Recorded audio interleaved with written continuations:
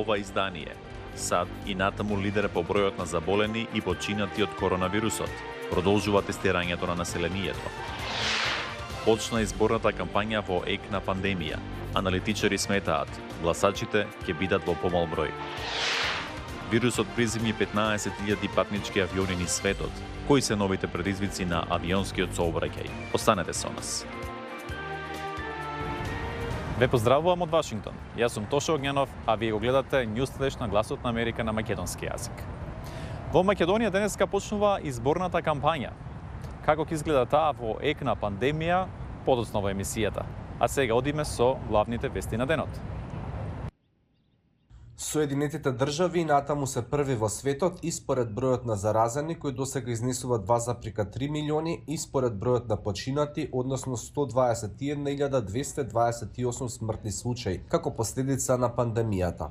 Според Вашингтон Пост, сојузните држави Аризона, Арканзас, Калифорнија, Северна Каролина, Јужна Каролина, Тенеси и Тексас забележале најголем број хоспитализирани лица со COVID-19 од почетокот на пандемијата. Доктор Ентони Фаучи, директор на Институтот за заразни болести и алергија, вчера во Конгресот рече дека ќе има повеќе, а не помалку тестирање, откако председателот Доналд Трамп побара од здравствените официјални лица да прават помалку тестови.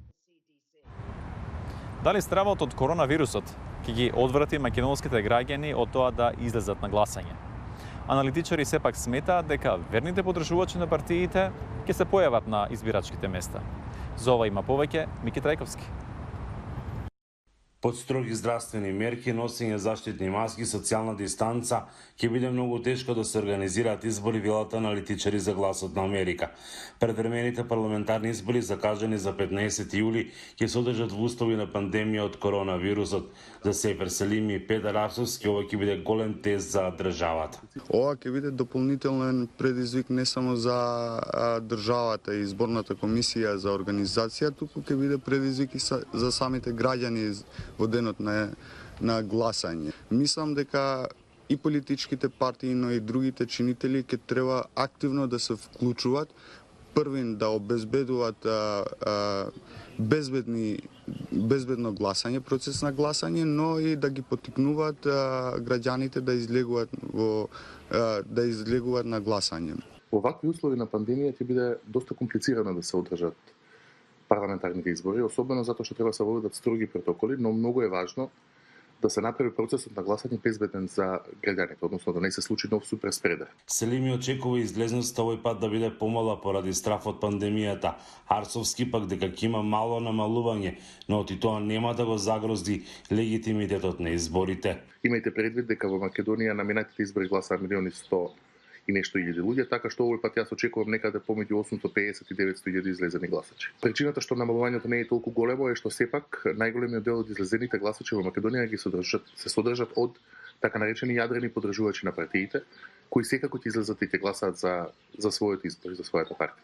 Па најавите се така и самото расположение кај граѓаниве, но се надевам дека сите важни чинители во општеството ќе се вклучат, првин да ги повикуваат граѓаниве да излегуваат на гласање, но ќе држат и притисок кон политичките партии да тоа да се направи на безбеден начин. Според уредбата со законска сила што ја донесе владата, на 13 јули ќе гласаат лицата кои се во домашен карантин, кои се позитивни на COVID-19, но и оние кои се во самоизолација. Следниот ден на 14 ќе гласаат хронично болните и изнемоштените, додека на денот на изборите на 15 наместо до 19 часот избирачките места ќе бидат отворени до 21 часот.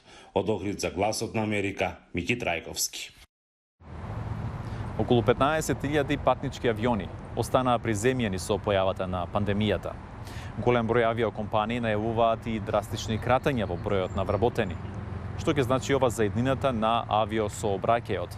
Марија Мадиало ја прави анализата. American и United Airlines планираат да скратат 30% од менаџерскиот и помошниот персонал. Delta Airlines планира продолжување на понудата за рано пензионирање, откупнина на стажот да го намали отпуштањето од работа. Ваквите потези не се изненадување, вели експертот Клиф Винстон. let's bear in mind that the job of the airline. Сите сакаат ефикасно да ги користат ресурсите. Ако не летаат на дестинации што ги држале порано, нормално е да сакаат да ги намалат трошоците. Истовремено побарувачката за нивните услуги е намалена. Се разбира дека им треба помалку работна сила. Аналитичарот Володимир Билоткач вели дека 30% е големо кратење, но потенцира дека работната сила растела побрзо од бројот на патници изминатите 5 години. Изминатите 5 години, авионската индустрија додала околу 25% работна сила. Значи, од 600.000 во март 2015-та, станале 750.000 во март 2020-та. Во исто време, бројот на патници е зголемен за околу 15%.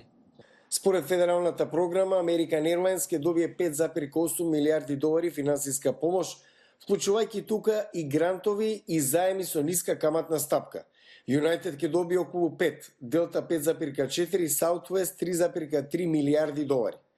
American Airlines вели дека ова помага, но компанијата треба да ги намали трошоците со оглед дека ќе оперира со 100 патнички авиони помалку летово отколку што планирала.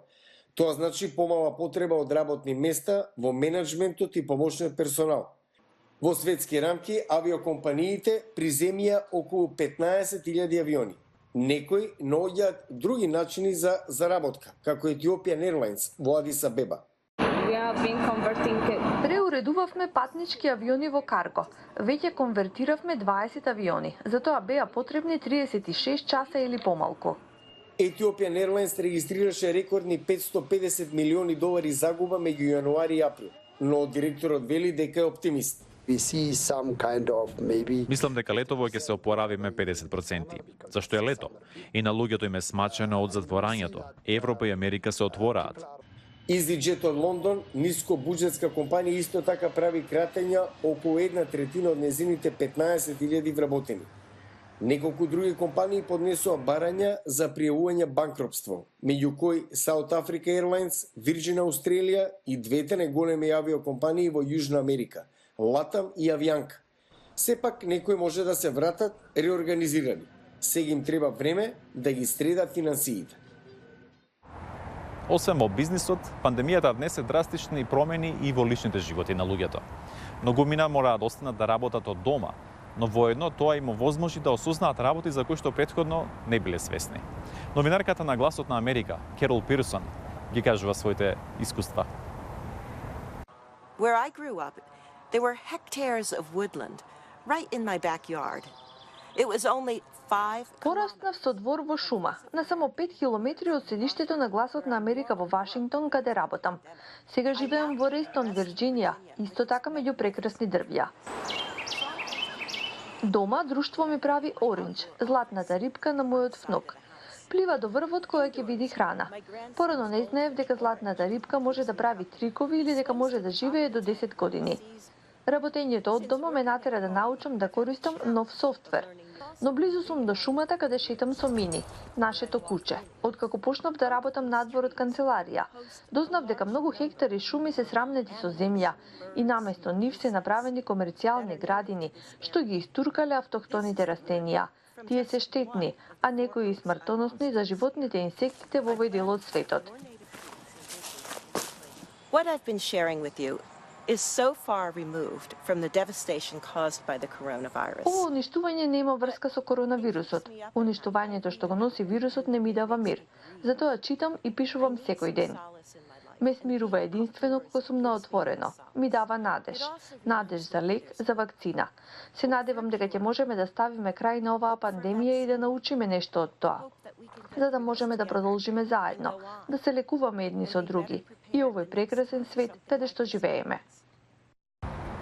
Со оваа приказна го завршуваме денешното издание на Newsflash. За повеќе содржини посетете ги и нашите платформи на социјалните мрежи. Останете во добро здравје, се гледаме утре. Пријатно.